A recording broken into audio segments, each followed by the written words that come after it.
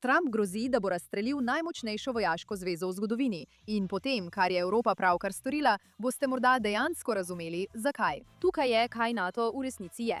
Zakaj je bila evropska izdaja med iransko vojno neodpustljiva?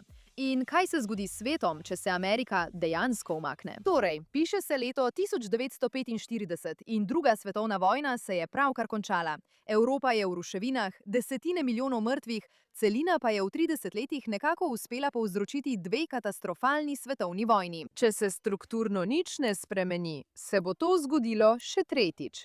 Hkrati pa se že oblikuje nova grožnja. Sovjetska zveza, ki se je skupaj z zavezniki borila proti Hitlerju, se zdaj širi proti Zahodu in ena za drugo vzpostavlja komunistične vlade po vzhodnji Evropi. Tako leta 1949 v Washingtonu 12 držav, med njimi Združene države Amerike, Združeno kraljestvo, Francija, Kanada in več zahodnoevropskih držav, sklene zavezništvo.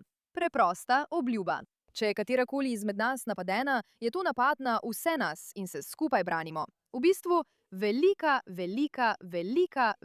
vojska. In 77 let je ta teorija delovala.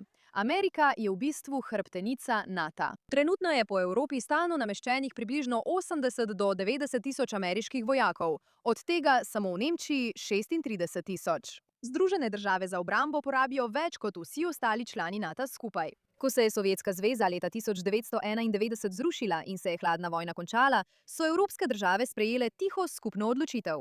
Sredstva iz obrambnih proračunov so lahko preusmerile v socialne programe. Zveni idealistično, vendar so bile zaradi tega te države dejansko strukturno šibke. In kar je presenetljivo, je to dejansko bilo del načrta. Žal pa to ni bil evropski načrt. Sovjetska doktrina in kasneje doktrina radikalnih islamističnih gibanj nikoli nista bili prvenstveno namenjeni vojaškemu porazu Zahoda, temveč njegovemu demoraliziranju. Ko so Združene države Amerike začele vojaške operacije proti Iranu, ki je vodilni državni podpornik terorizma na svetu, vas spomnim, da so nekatere njene zaveznice v NATO, ki so ves ta čas odvisne od Amerike, zavrnile odprtje svojega zračnega prostora za ameriška vojaška letala. A potem je postalo še slabše.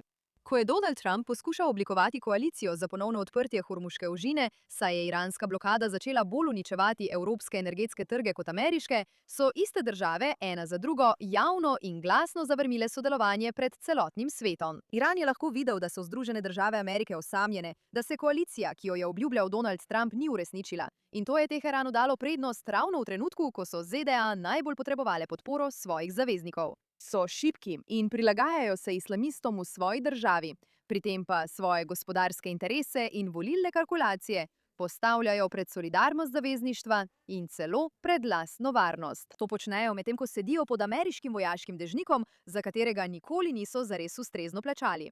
Donalda Trumpa ne moreš napadati brez posledic.